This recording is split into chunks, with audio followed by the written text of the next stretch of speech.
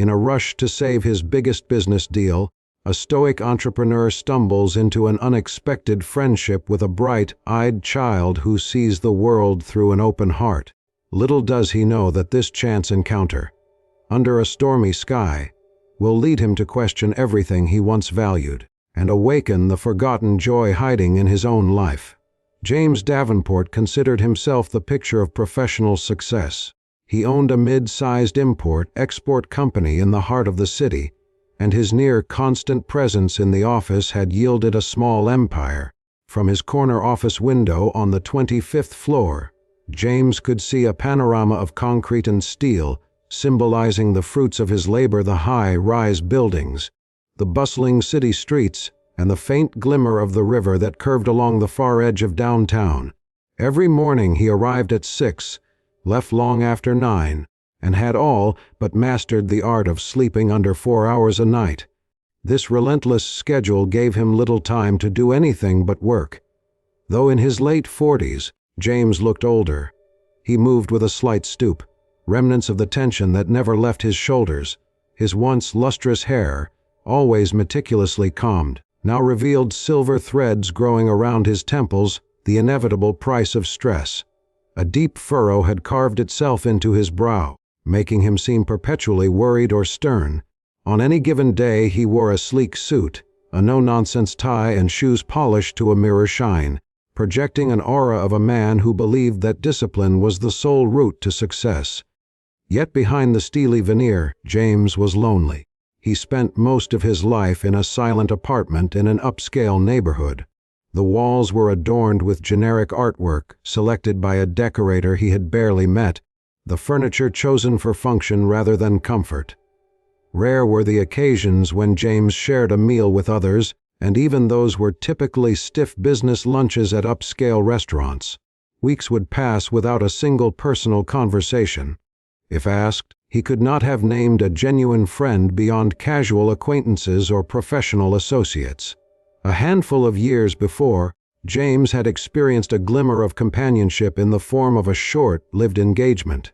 But his fiancée, worn down by his unwavering dedication to work, grew tired of feeling like the second priority. She left quietly, and James told himself it was for the best, burying himself deeper into the comfort of what he knew: spreadsheets, endless calls, and annual profit margins. There were moments of self-awareness, of course, times he glanced at his reflection in the office mirror and recognized the hollow look behind his eyes.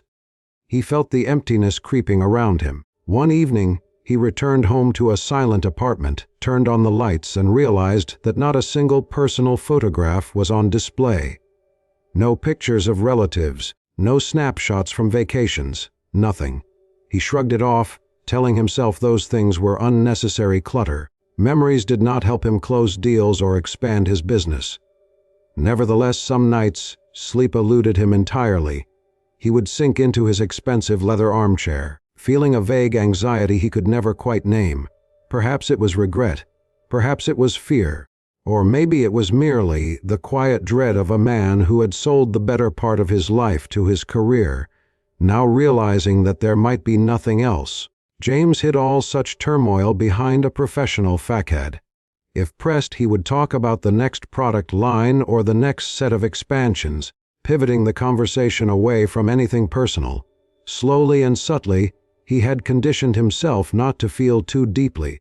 Perhaps it was no surprise that people described him as cold or unapproachable. However, an unexpected gust of fate was about to stir up his carefully ordered life. He thought he had everything under control, until one fateful morning, when a random series of mishaps set him on a path to encounter a very different world, and the child who would rewrite his understanding of happiness. It all began on a Friday morning in early autumn.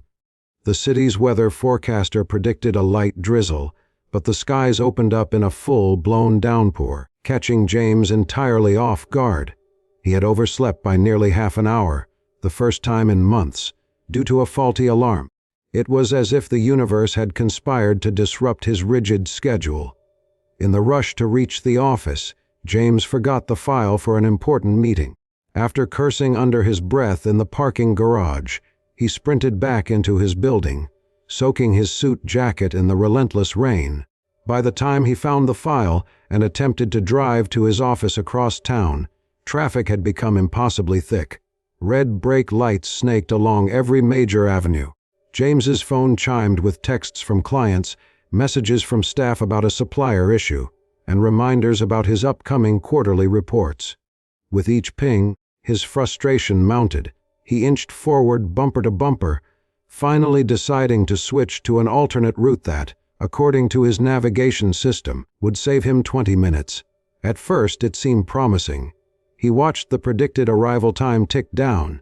Then, in a cruel twist, construction forced another detour, funneling him into an unfamiliar neighborhood on the city's outskirts.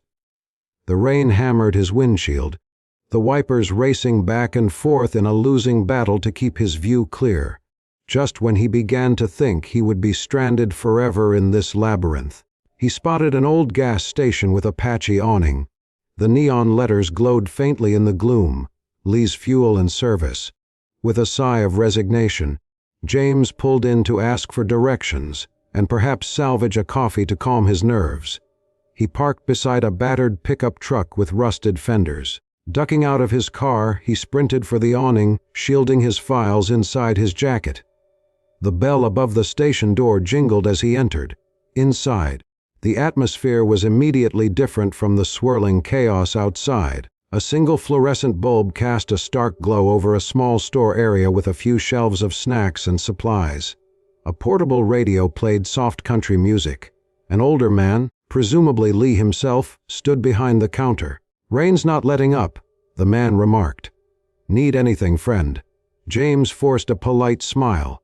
"Yes, a coffee if you have it, and directions to Interstate 94. I took a wrong turn." The man nodded knowingly. "Happens all the time with the construction these days. Coffee's by the corner. Cream and sugar next to it." As James poured the coffee, he realized the station's interior was smaller than expected. Just the counter, a bathroom and a single table by the window. Next to the table, perched on a stool, was a child, maybe 10 or 11, wearing a bright yellow raincoat that pooled around their seat. A pair of muddy sneakers poked out from beneath the coat's edge. The child's hair was sandy brown, with bangs parted awkwardly to one side. What grabbed James's attention most was that the boy, whose name he would soon learn was Daniel, was hunched over an old tin cash box. He seemed thoroughly engaged in some task, occasionally glancing up to smile at James. It was the kind of open, genuine smile that throws you off if you're not used to it. Simple, unguarded, and, strangely enough, comforting. James nodded at the child, a habit more than a true greeting. The boy nodded back enthusiastically, as if they were old friends.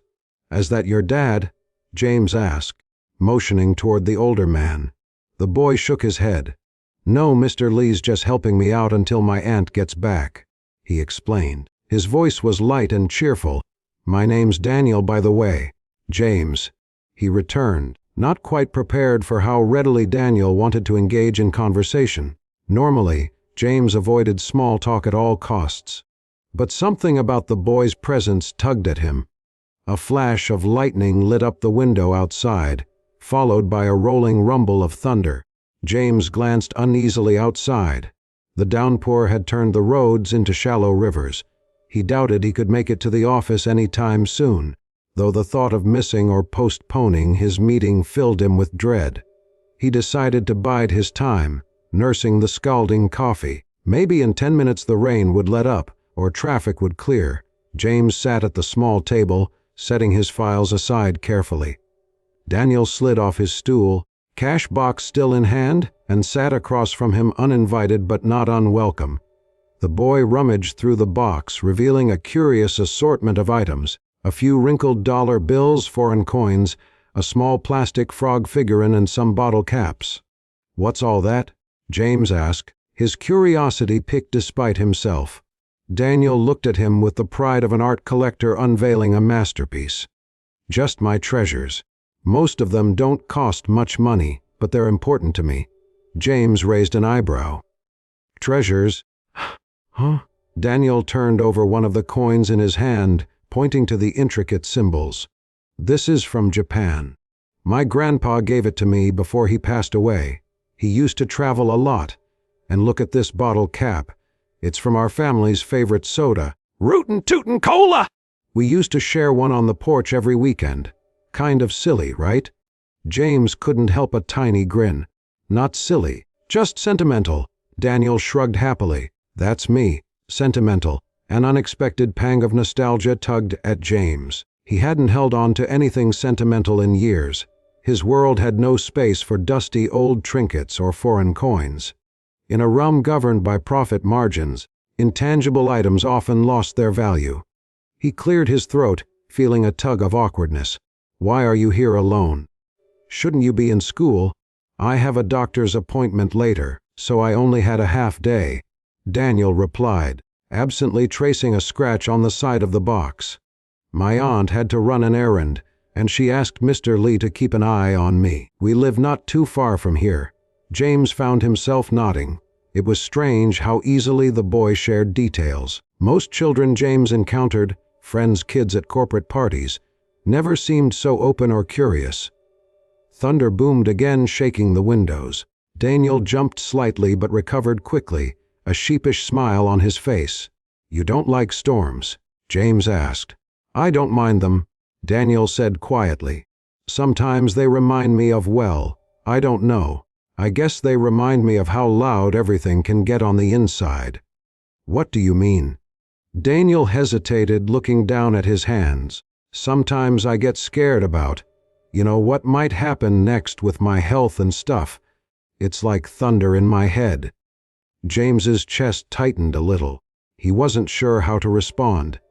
He glanced at the older man behind the counter, who offered him a kindly smile but didn't intrude. "That sounds tough," James managed. Daniel shrugged, eyes bright again. "I try not to dwell on it. Grandpa always told me look for a reason to smile, no matter what." James's phone buzzed, reminding him of the meeting he was all but guaranteed to miss. In a moment of frustrated resignation, he silenced it. He found himself strangely captivated by the boy's presence, which shimmered with a gentle optimism he realized he lacked. Eventually, Mr. Lee called out to them. "Hey Daniel, your aunt just phoned. She's running late. She asked if you'd wait a bit longer. That okay?" Daniel nodded. "Sure thing, Mr. Lee." James used the opportunity to excuse himself. "I'll check the weather outside." He walked to the door, opened it, and peered out at the deluge. Sheets of rain lashed the pavement, turning the street into a torrent. His phone's map app showed road closures everywhere. Another hour, at least, before he could travel. With a huff, James returned to the table. Daniel was now inspecting a battered Polaroid photograph. "You okay?"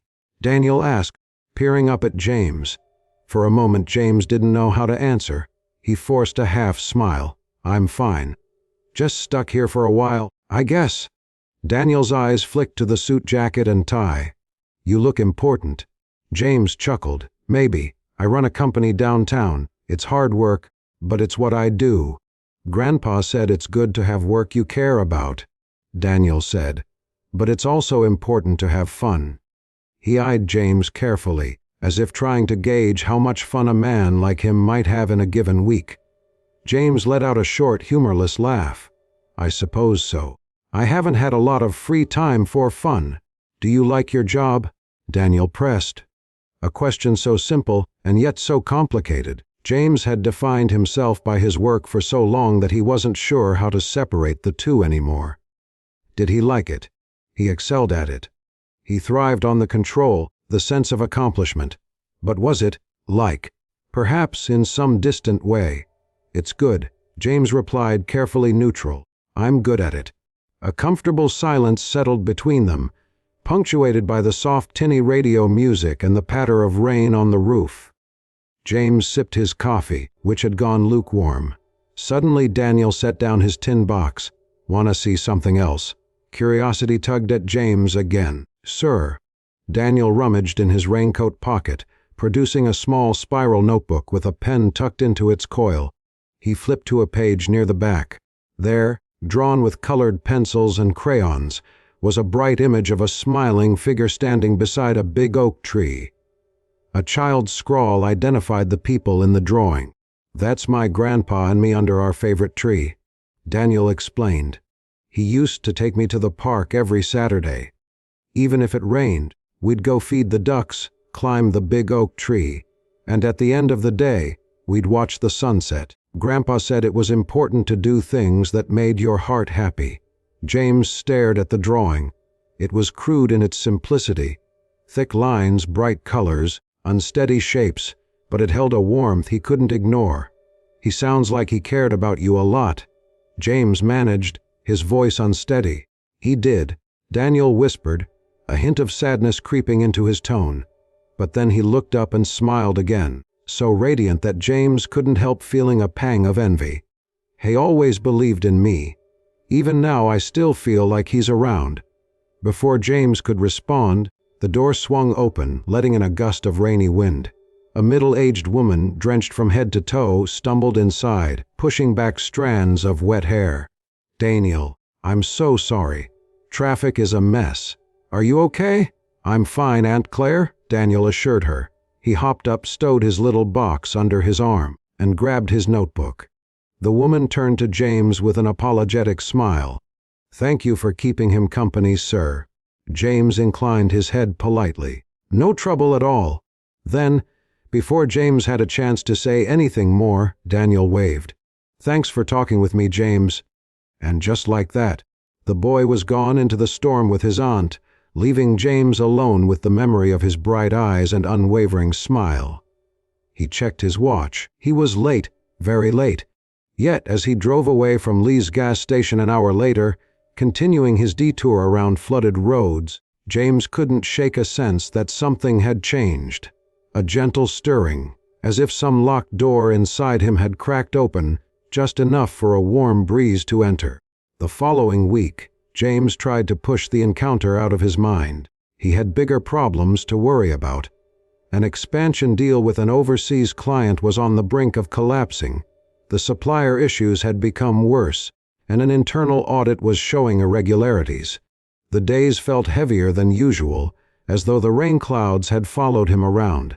Each morning, he woke with a dry ache in his throat, sat through tense boardroom discussions, and left after everyone else had gone home. At night, he found himself recalling Daniel's tin box of treasures, that ragged notebook, the child's wide-eyed curiosity about his life. He didn't have time for such thoughts, he reminded himself, yet his usual coping mechanism, throwing himself deeper into spreadsheets and emails, was no longer working. His mind drifted. There were nights he couldn't sleep, replaying the boy's question, "Do you like your job?"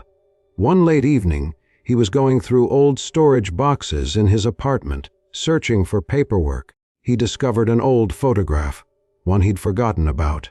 It showed himself as a 12-year-old boy, arms slung around his father, both of them beaming at the camera, standing on a rocky coastline. In the background, tall waves crashed into boulders. He stared at the photo for a long time. He remembered that day, the smell of salt air, the cool wind biting his cheeks, his father's laughter as they tried to fish from the slippery rocks. The memory felt like it belonged to someone else, a different James who had once known how to smile.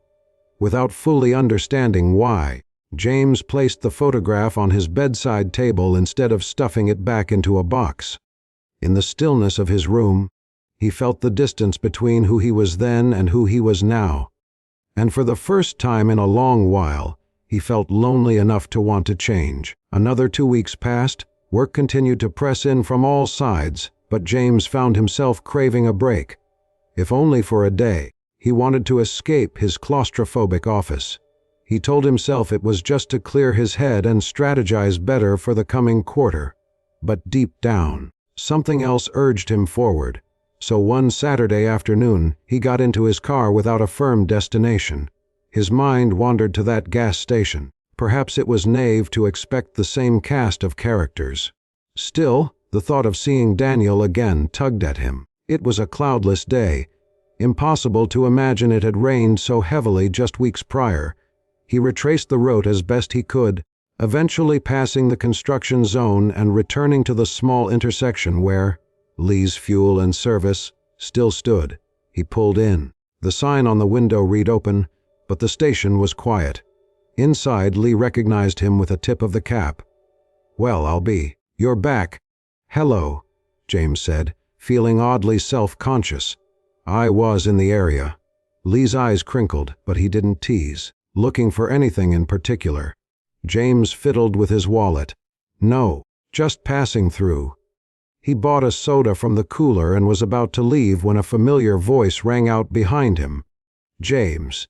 He turned around. There was Daniel wearing a T-shirt emblazoned with a cartoon lion, a backpack slung over one shoulder. The boy's face broke into a grin, and James was astonished at the relief and joy he felt simply in returning the smile. "I didn't think I'd see you again!" Daniel exclaimed, bounding over. James realized he was smiling so broadly it made his cheeks feel strange. "I had some free time. Thought I'd stop by." "Cool." Daniel looked up at him eagerly. "Did you want to see something?"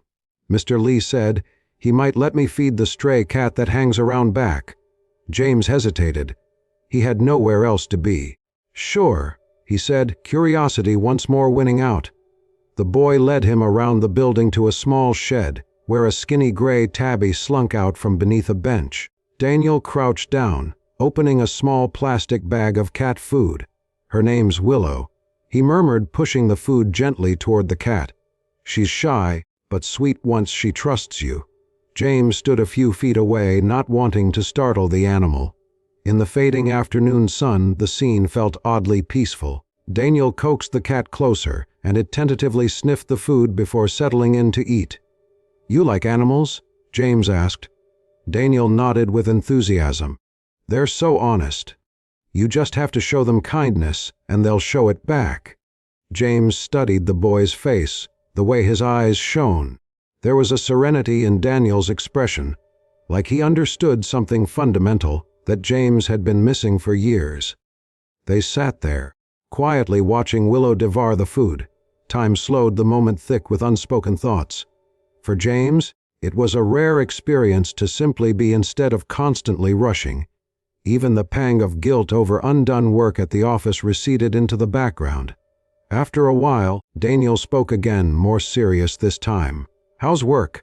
James was taken aback. "Busy," he answered honestly, looking at the cat rather than meeting Daniel's gaze. "Sometimes I wonder if I'm just working to fill the time." He hadn't meant to say that. It came out unguarded, as though voicing some half-buried worry. Daniel nodded, seeming to understand. "Do you do anything else besides work?" "No," James admitted. "I used to fish. That was a long time ago. You could do it again." Daniel ventured. James gave a noncommittal shrug. "Maybe." They watched the cat finish its meal and disappear into the bushes. Daniel closed the bag of cat food carefully, then turned to James. "Wanna come for a walk with me?" James checked his watch out of habit. It was nearly 5, and he had no pressing engagements, no dinner plans, no social events. A strange calm settled over him. "Sure," he said, led the way. The boy led him down a sidewalk that wound past tidy rows of small houses with well-kept lawns. Some had children playing in driveways. Others had older couples sitting in rocking chairs, waving politely as Daniel walked by. Daniel greeted almost everyone by name. James realized how disconnected he himself was from this kind of neighborly familiarity. They soon reached a small community park. True to Daniel's stories, there was a large oak tree standing proudly on the far side, shading a duck pond with a gentle canopy of leaves. Soft quacking and rustling branches formed a lullaby of nature. Daniel ran ahead, dropping his backpack at the base of the tree. James followed at a slower pace, inhaling the faint scent of damp grass. It had been years since he'd last stood among towering trees, feeding ducks or merely soaking in the quiet. "Want to help me feed them?" Daniel asked, retrieving a half-empty bread bag. James hesitated. "Sure." He took a small piece of bread, tore it into crumbs, and tossed them to the ducks. They waddled closer in a flurry of feathers. Daniel laughed excitedly, which drew a rare smile from James. And in that moment, Amid the laughter of a child and the sound of ducks scrambling for crumbs, James felt a strange pang of joy. It was different from the fleeting satisfaction of signing a lucrative deal or overshadowing a competitor. This was simpler, purer, and it pulled at something deep within him. They spent nearly half an hour there, until the sun dipped behind the rooftops, painting the sky in shades of orange and pink. Daniel's aunt eventually arrived to pick him up in her old station wagon. She waved politely at James from the driver's seat. "Thanks for hanging out with me," Daniel said, placing the leftover bread back into his backpack. I like talking to you." James's smile felt oddly shy. "I like talking to you too, Daniel." Before climbing into the car, Daniel hesitated. Then he reached into his backpack, pulled out the small plastic frog figurine, and offered it to James. "Something to remember me by," Daniel said quietly. James was about to refuse. It seemed silly, a child's toy. But the earnest expression on Daniel's face made him accept. "Thank you," he murmured. Daniel beamed. "See you next time." Then he was gone, leaving James standing alone with the frog clenched in his hand. He stared at it, feeling a warmth spread through his chest. Over the weeks that followed, James and Daniel continued to meet. Sometimes it was planned. James would call the gas station or Daniel's aunt to confirm if Daniel was free. Other times, he'd just show up and hope to catch the boy feeding Willow or playing in the park. Their bond grew like new leaves on a branch, tentative at first, but gradually strong enough to weather the breezes of everyday life. James began carving out time in his schedule, something he had never done for anyone except clients. It felt surprisingly easy and not at all burdensome. Daniel's health remained an unspoken concern. He sometimes mentioned doctor visits, but never dwelled on them. James noticed the occasional fatigue in the boy's eyes, or how Daniel might lose steam during a game of catch, but Daniel always brushed it off with an unwavering smile. One afternoon, after they had spent an hour at the park, Daniel dropped onto the grass beneath the big oak tree, breathing heavily. "Sorry," he apologized. "I guess I'm tired today." James sat beside him, feeling a pang of worry. "Are you okay?" Daniel nodded. "I'm fine. Just need a minute." An internal struggle played across James's face. He wanted to ask more, wanted to understand. But part of him feared learning that Daniel's condition might be serious. He had a sudden impulse to protect the boy, though from what exactly he wasn't certain. Instead, James said softly, "I brought something to show you." He opened his briefcase, an odd accessory to bring to a park, but it was James's default container for all important things, and pulled out the old photograph of himself and his father fishing. Daniel's eyes lit up as he studied the image. "Wow, is that you?" James nodded, smiling. "I was about your age. My father and I used to visit the coast during the summer. We'd fish all day. I haven't gone back there since he died." "Why not?" James's gaze dropped to the grass. "Life got busy. The company, work, obligations, I just never made the time. Maybe I convinced myself it hurt too much to remember." Daniel gently ran his fingers over the photo's edges. "But it's a good memory, right?" James swallowed hard. "Yes, a very good memory." They didn't speak for a while, letting the rustling leaves fill the space between them. A gentle breeze carried the scent of distant blossoms and damp earth. Eventually, Daniel handed back the photograph, a thoughtful expression on his face. "We should go there," the boy declared suddenly. James chuckled. "Go where?" "That coastline, the one in your picture." Daniel's eyes shone with excitement. "Don't you want to see if it's the same as you remember? We could fish just like you did with your dad." A wave of conflicting emotions surged inside James, longing, fear, practicality. He had a major corporate presentation in just a few weeks.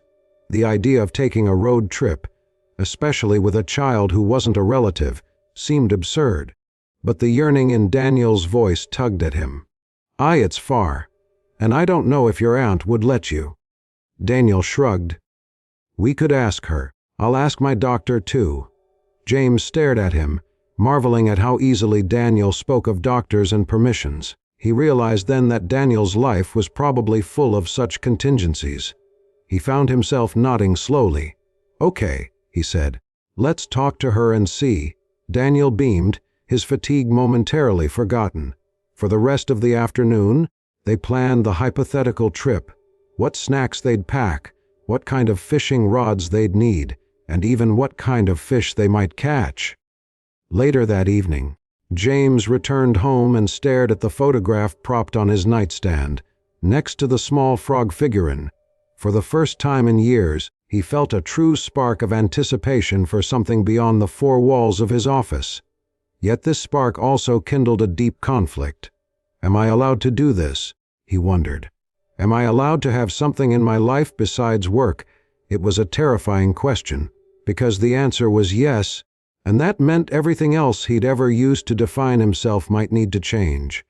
Within days, James found himself bombarded by crises at the office. A key investor threatened to pull out if profits didn't rise. An important client demanded immediate renegotiation of contracts, and a staffing crisis left 2 departments short-handed. James juggled calls and meetings from morning until well past midnight. Even at home, he barely slept, consumed by spreadsheets and PowerPoint slides.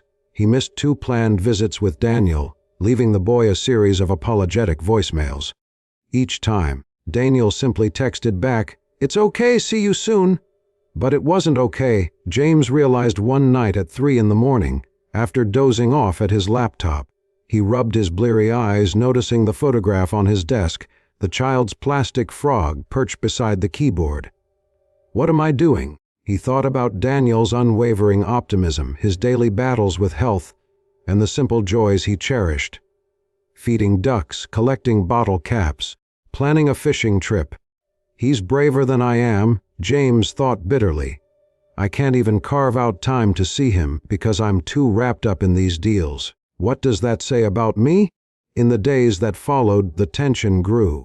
James knew the expansion meeting was vital for the company's future.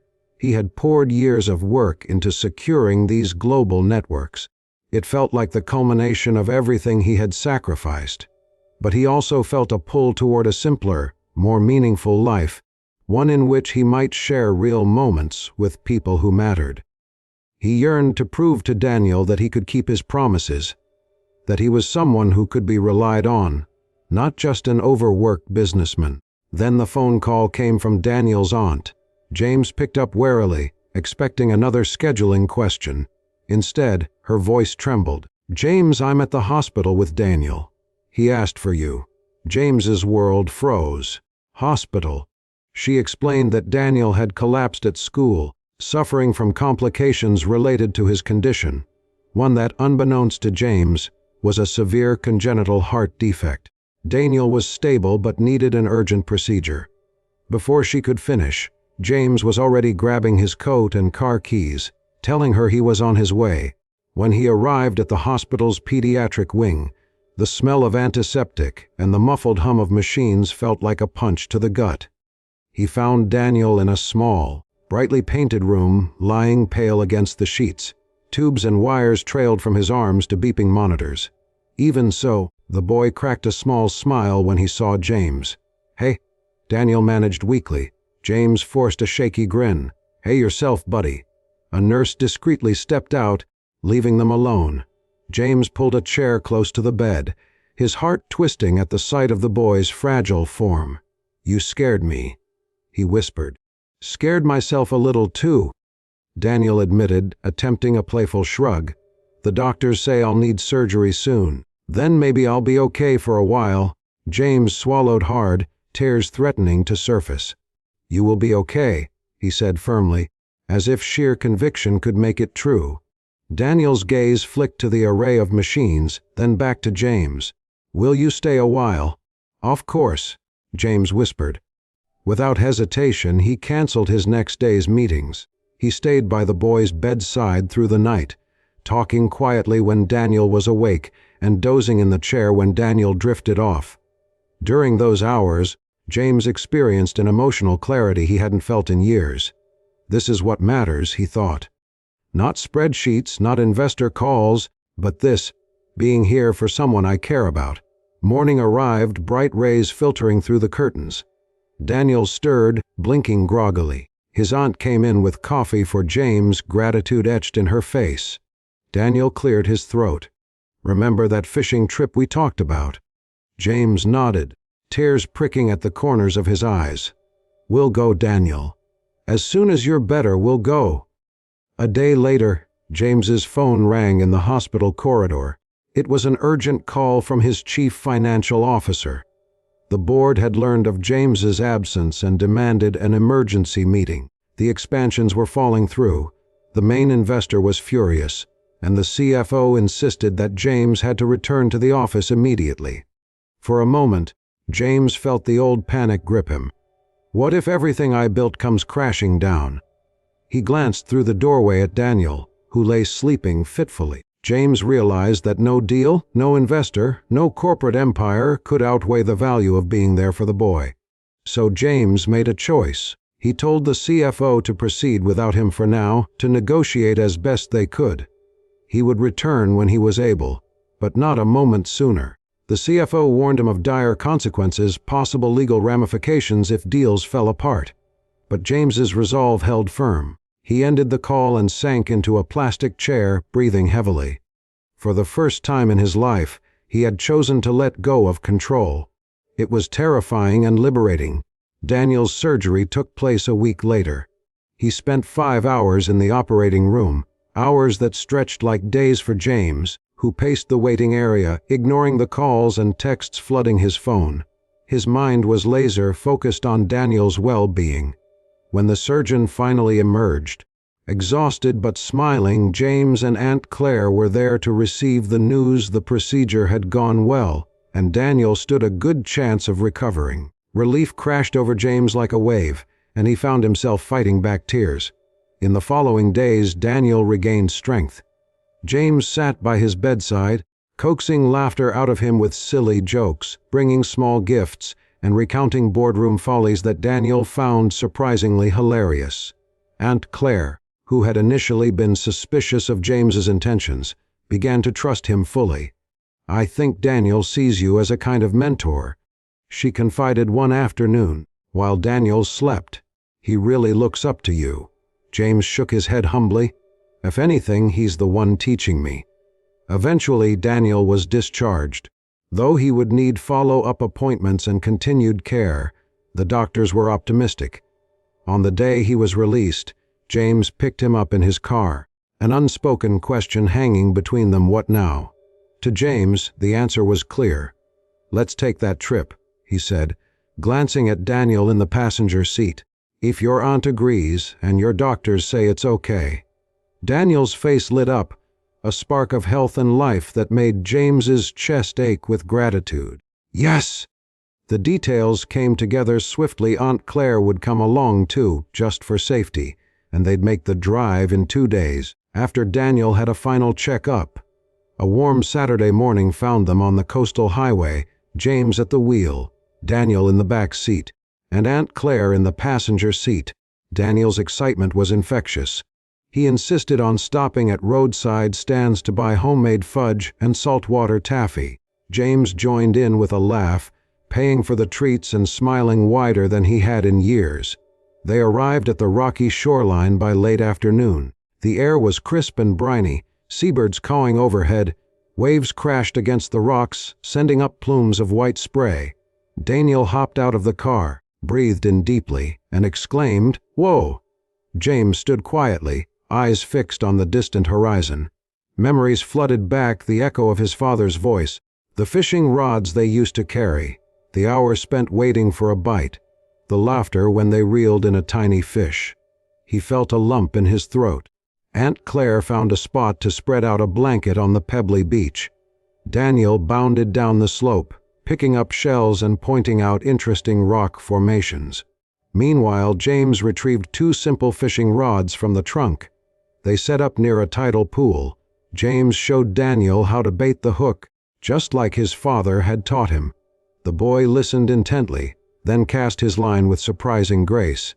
The rod bent slightly as the line flew out over the water. James cast his own line a few feet away.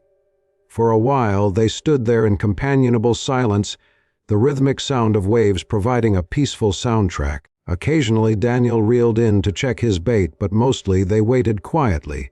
The sun sank lower, painting the sky in soft oranges, pinks, and golds. James stole a glance at Daniel, his cheeks flushed with excitement, his eyes scanning the bobbing line. For a fleeting moment, James saw his younger self reflected in the boy's eager smile. Then Daniel gasped, "I think I have something." His rod dipped, and the line pulled taut. James hurried to help him, but Daniel held firm on his own, reeling in slowly, carefully. After a brief struggle, a small silvery fish flapped at the end of the line. "Wow!" Daniel exclaimed, laughing. He carefully unhooked it, cradling it for a moment. The fish wriggled, shimmering in the dusk light. Daniel turned to James. James nodded. "Yes, let it go." Daniel placed the fish gently back into the water. It darted off in a flash of silver. The boy stood, grinning like he'd won a grand prize. "That was so cool." James ruffled Daniel's hair affectionately. "Good job." They both fell quiet, watching the horizon. After a while, Daniel spoke softly, his voice catching James by surprise. "James, when you were little, you probably didn't know you'd grow up to own a big company, right?" James shook his head. "I had no idea. I wanted to be an astronaut at one point." Daniel giggled. "See, you never know where life will take you. But maybe that's okay. My grandpa said sometimes the best things happen when you're not looking." James felt the truth of those words resonate deep within him. Daniel was a best thing I wasn't looking for, he mused.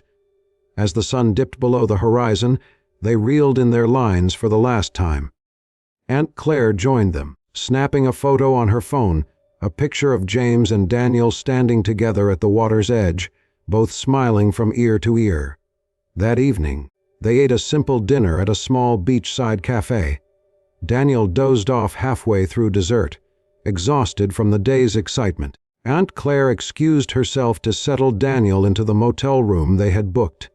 Alone at the little table, James found himself reflecting on the transformation he felt within, like layers of ice melting around his heart.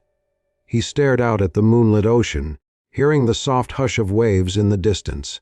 He pictured Monday's tasks piling up at the office. To his own astonishment, he felt neither dread nor guilt. He realized that from now on, he wanted to build a life where moments like this were not mere exceptions, but integral parts of who he was. A wave of contentment warmed him. He knew there would still be challenges, balancing responsibilities, guiding the company while also maintaining the bonds he had formed. But now he understood something critical. The cost of success should never be the ability to live fully and love deeply. The next day, they rose early to watch the sunrise over the ocean. Daniel, still drowsy but excited, wrapped himself in a hoodie and shuffled down to the shore with James and Aunt Claire. Wisps of pink and lavender painted the sky, gradually turning gold as the sun peeked over the horizon. Daniel rested his head on James's shoulder. "I'm glad we did this," he murmured. "Thanks for bringing me." James put an arm around the boy. "Thank you, Daniel. For everything. I mean that." Daniel just grinned up at him, the kind of smile that radiated pure joy. Later, after one final walk along the water, they packed the car and headed home. The drive back felt lighter somehow, the miles slipping by in conversation and shared laughter.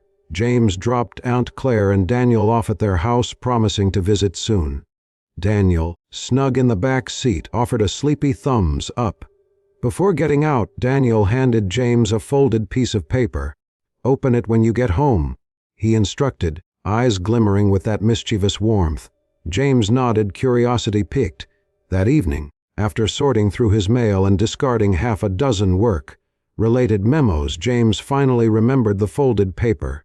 He opened it gently. Inside was a crayon drawing a cartoonish version of James and Daniel standing on the rocky shore, rods in hand, the sun shining above them. In bold letters at the top, Daniel had written, "Thank you for showing me new smiles. Let's keep fishing for them, okay?" James felt tears blur his vision. He pressed the drawing to his chest, letting a soft chuckle escape. A new smile, maybe the first of many. He rummaged in a drawer for tape, found a piece, and carefully affixed the drawing to the refrigerator door. Next to it, he placed the photograph of himself and his father, so the two images sat side by side, a living tapestry of past and present, bridging who James used to be and who he was becoming. In that moment, James promised himself that his life would never again be so consumed by work that he missed out on the simple but profound gifts of connection, laughter, and time shared. Over the following weeks, James made significant changes. He delegated more responsibilities at the office, choosing trustworthy managers to handle day-to-day tasks. He set firm boundaries on his work hours, no longer staying until 9 or 10 every night. He even organized a small volunteer initiative through his company to support the local children's hospital. Partly inspired by Daniel's journey, he and Daniel continued to meet regularly. Some days they simply chatted over hot chocolate. Other days they visited the park to feed the ducks or sat behind the gas station with Willow the cat purring in Daniel's lap. One Saturday morning, Daniel showed up at James's apartment, his aunt dropping him off for a few hours, carrying a little tackle box. Together, they walked to a nearby pond and fished from the wooden dock, not catching much but enjoying every second. They talked about life, dreams, and silly jokes. James realized he had never laughed so freely. That deep line etched into his brow had softened, replaced by something gentler, more alive.